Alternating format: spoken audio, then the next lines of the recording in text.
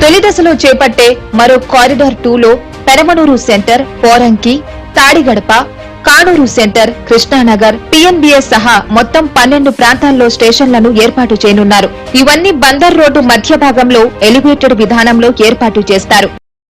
NH 65ను 6 వరుసల రోడ్డుగా విస్తరించే అంశం గురించి తెలుసుకుందాం. విజయవాడ మచిలీపట్నం ప్రధాన మార్గమైన NH 65 ప్రస్తుతం 4 వరుసలుగా ఉన్న సంగతి తెలిసిందే. దీనిని 6 వరుసల రోడ్డుగా విస్తరించేందుకు కేంద్ర ప్రభుత్వం నిర్ణయించింది. NH 65ను 6 వరుసలుగా విస్తరించేందుకు వీలుగా DPR తయారు చేసేందుకు NH టెండర్లు పిలిచింది. KDM అనే సంస్థ DPR కన్సల్టెన్సీ బాధ్యతలను దక్కించుకుంది. విజయవాడ బెంజీ సర్కిల్ నుంచి మచిలీపట్నం వరకు 68 కిలోమీటర్ల మేర NH 65ను 6 వరుసలుగా విస్తరించడానికి అవసరమైన భూములు, భూసేకరణ వ్యయం, నిర్మాణ ఖర్చు తదితర వివరాలన్నింటినీ DPRలో